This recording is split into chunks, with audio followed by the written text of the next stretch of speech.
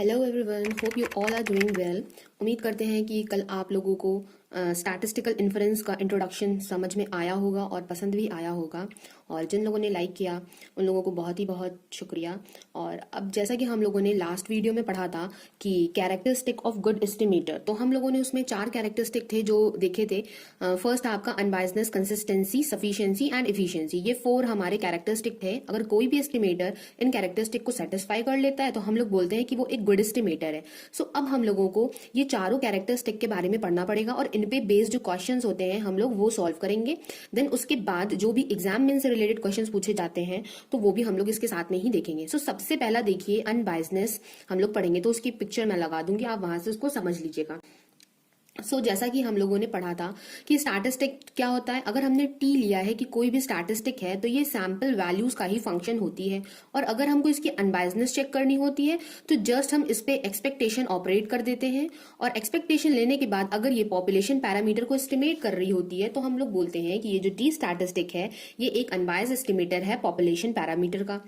But अगर कुछ ऐसा केस हो कि एक्सपेक्टेशन ऑफ टी थीटा के इक्वल ना हो तो हम लोग क्या बोलेंगे कि जो टी है वो अनबायस्ड एस्टिमेटर नहीं है। अनबायस्ड एस्टिमेटर ना होने का मतलब ये है कि ये क्या होगा, बायस होगा। तो उसकी बायसनेस हम किस तरह से निकाल सकते हैं, तो बायसनेस निकालने का फॉर्मूला होता है expectation of T minus theta. तो यहां से हम लोग जो बायस एस्टिमेटर है उसमें से माइनस कर देते हैं पॉपुलेशन पैरामीटर, तो हमको इसकी जो भी बायसनेस होती है वो पता चल जाती है। अब इसके साथ ही साथ हमारे पास 3 कंडीशंस और होती हैं कि अगर एक्सपेक्टेशन ऑफ टी को हम एस्टिमेट कर रहे हैं तो एस्टिमेट करने पे इसकी वैल्यू पॉपुलेशन पैरामीटर से ज्यादा आ जाती है तो हम इसको कहते हैं कि ये जो टी है ये पॉजिटिवली बायस एस्टिमेटर है थीटा का।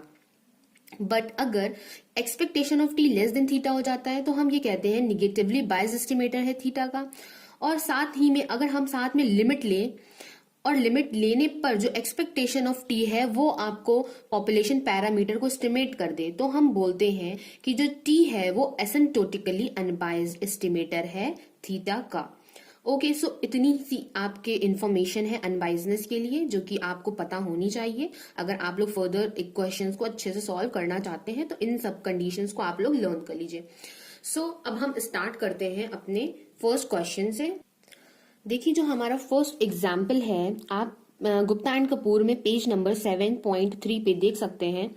एग्जाम्पल 7.1 हम लोग सॉल्व करने जा रहे हैं। वैसे तो सबको आता होगा बट जिनको नहीं आता है ये उनके लिए है। इसमें देखिए बोल रहा है x1 x2 xn is a random sample from a normal population with mean mu and variance 1। हम लोग लिख लेंगे कि x1 x2 xn जो है वो फॉलो करता है नॉर्मल डिस्ट्रीब्यूशन को जिसका मीन है म्यू और वेरिएंस की वैल्यू 1 है। हमको शो करना है t is equal to 1/n summation i going from 1 to n xi square is an unbiased estimator of mu square plus 1। हमको ये t की वैल्यू गिवन है और हमको बोल रहा है कि इसको प्रूव करके दिखाइए कि ये क्या है, एक अनबायस्ड एस्टिमेटर है म्यू स्क्वायर प्लस 1 का। ओके, देखिए हम यहाँ से क्या कर सकते हैं। आपको पता है इसको सॉल्व करने के लिए हमें सबसे पहले तो एक्सपेक्टेशन ही ऑपरेट करना पड़ता है बिकॉज कंडीशन ही उसकी यही होती है expectation of T is equal to theta. अगर हमें प्रूफ करना है तो हमने देखिए एक्सपेक्टेशन ऑपरेट करा है तो इस पूरे ब्रैकेट पे एक्सपेक्टेशन ऑपरेट हो जाएगा यहाँ पे। अब देखिए क्या होगा, 1/n कॉमन, ये 1/n ब्रैकेट से बाहर आ जाएगा, summation i going from 1 to n भी बाहर आ जाएगा, तो एक्सपेक्टेशन जो है वो xi स्क्वायर पे ऑपरेट हो जाएगा। अब देखिए यहां से हमको इसकी वैल्यू अगर पता चल जाए क्या है तो हम लोग इस इक्वेशन में सब्स्टिट्यूट कर सकते थे। इसको हम लोगों ने इक्वेशन 1 मान लिया। एक्सपेक्टेशन ऑफ एक्स स्क्वायर हमें निकालना है। तो अब आप देखिए आपको पता क्या क्या है, आपको मीन पता है, वेरिएंस पता है। आप लोगों को ये याद होगा कि वेरिएंस का फॉर्मूला क्या होता है, variance of X is equal to होता है expectation of X square minus expectation of X whole square. यहाँ से आपको वेरिएंस पता है नॉर्मल डिस्ट्रीब्यूशन का, वो आपको कितना गिवन है, 1 गिवन है। एक्सपेक्टेशन ऑफ एक्स स्क्वायर आपको फाइंड करना है, देन मीन इसका क्या है, म्यू स्क्वायर है। तो यहाँ से आप लोग जब एक्सपेक्टेशन ऑफ एक्स स्क्वायर की वैल्यू निकालोगे तो वो क्या आएगी, म्यू स्क्वायर प्लस 1 हो जाएगी। तो देखिए आपको अब ये वैल्यू सब्स्टिट्यूट करनी है इक्वेशन 1 में। तो यहाँ से ये हो जाएगा expectation of T is equal to 1/n summation i going from 1 to n। अब एक्सपेक्टेशन ऑफ एक्स आई की जगह पे हम लोग क्या यूज करेंगे, म्यू स्क्वायर प्लस 1। तो देखिए यहाँ से ये है कांस्टेंट, तो समेशन जो है वो 1 to n जा रहा है, तो कांस्टेंट पे ये ऑपरेट होगा नहीं, तो इसकी वैल्यू यहाँ से n आ जाएगी और यहाँ पे हो जाएगा म्यू स्क्वायर प्लस 1, n से n कैंसिल आउट हो जाएगा और फाइनल हमको क्या मिल जाएगा, expectation of t is mu square plus 1, जो कि यही क्वेश्चन में हमसे प्रूफ करने के लिए बोला गया था। सो यहाँ से ये क्वेश्चन हो जाता है फिनिश। ये आई होप कि आप लोगों को समझ में आया होगा। अब देखिए नेक्स्ट एग्जाम्पल 17.2, इसमें बोला गया है if t is an unbiased estimator of theta show that T square is biased estimator of theta square. That means ये कंडीशन हमको गिवन है कि expectation of T unbiased estimator है थीटा का, तो हम लोगों ने इस तरह से लिख ली, बट बोल रहे हैं कि एक्सपेक्टेशन ऑफ टी स्क्वायर जो होगा वो बायस्ड एस्टिमेटर होगा थीटा स्क्वायर का। अब देखिए हमको एक्सपेक्टेशन ऑफ टी स्क्वायर निकालना है, तो उसके लिए देखिए हम लोग क्या कर सकते हैं, टी स्क्वायर। तो अब हम देखिए अगर हम लोग वेरिएंस ऑफ टी ले लें, वेरिएंस ऑफ टी लेंगे तो उसका फॉर्मूला आप लोगों को पता है, expectation of T square minus expectation of T whole square. Because ये जैसे हम लोगों ने वेरिएंस का फॉर्मूला ओपन किया था उसी तरह से हम लोग इसको भी ओपन कर सकते हैं। अब देखिए यहाँ है एक्सपेक्टेशन ऑफ टी, अब हम लोग क्या करें, इसमें इसकी वैल्यू सब्स्टिट्यूट कर दें। ये variance of T is equal to expectation of T square minus यहाँ पे हम लोग क्या रखेंगे, थीटा, ये हो जाएगा थीटा का स्क्वायर। तो यहाँ से देखिए एक्सपेक्टेशन ऑफ टी स्क्वायर की वैल्यू क्या आ जाएगी, theta square plus variance of T. तो देखिए यहाँ से ही हमको ये साफ साफ दिख रहा है कि एक्सपेक्टेशन ऑफ टी स्क्वायर जो है वो थीटा स्क्वायर के बराबर नहीं आ रहा है, बिकॉज ये जो क्वांटिटी है वेरिएंस ऑफ टी ये इसमें ऐड हो रही है। तो हम यहाँ से क्या बोल सकते हैं कि expectation of T square is not unbiased estimator of theta square. So ये क्वेश्चन भी बस इतना सा ही था और ये भी बहुत ही ईजी है, आप लोगों को समझ में आ गया होगा। नाउ एग्जाम्पल हम लोग करते हैं 17.3। अब देखिए ये क्या कह रहा है, शो दैट, ये आपको एक वैल्यू गिवन है, is an unbiased estimator of theta square. हमको ये प्रूफ करना है कि ये वैल्यू अनबायस्ड एस्टिमेटर है थीटा स्क्वायर की। अब आगे देखिए क्या गिवन है, for sample values x1 x2 xn drawn on x which take values 0 and 1। मतलब कि ये जो वैल्यूज हैं ये दो वैल्यूज लेती हैं, 0 and 1 लेती हैं। 1 कब लेती है, जब प्रोबेबिलिटी थीटा होती है। 0 कब लेती है, जब प्रोबेबिलिटी 1 माइनस थीटा होती है। तो हमको ये देख के कुछ समझ में आ रहा है कि ये जो मान लीजिए x है ये वैल्यू ले रहा है 1 and 0, और 1 आने की है प्रोबेबिलिटी थीटा, 0 आने की है 1 माइनस थीटा। दैट मीन्स ये हमारा बर्नौली डिस्ट्रीब्यूशन को रिप्रेजेंट कर रहा है। ओके, सो अब देखिए यहाँ से जो हमें प्रूफ करना है वो क्या है, summation X I in bracket summation X I minus 1 whole upon N minus 1। हमको ये प्रूफ करना है कि अनबायस्ड एस्टिमेटर होगा थीटा स्क्वायर का। बट देखिए यहाँ पे समेशन एक्स आई है, तो हम समेशन एक्स आई का डिस्ट्रीब्यूशन निकाल सकते हैं। तो यहाँ पे देखिए हम मान लेते हैं कि हमने लेट किया कि मान लीजिए y is equal to summation X I. तो आपको पता है कि अगर एक्स आई जितने भी हैं x1 x2 xn सभी बर्नौली डिस्ट्रीब्यूशन को फॉलो कर रहे हैं, तो उनका जो सम होता है वो बायनॉमियल डिस्ट्रीब्यूशन को फॉलो करता है। और जो देखिए यहाँ से वैल्यू जो है समेशन आपकी कहाँ से कहाँ तक जा रहा है, 1 से n तक जा रहा है।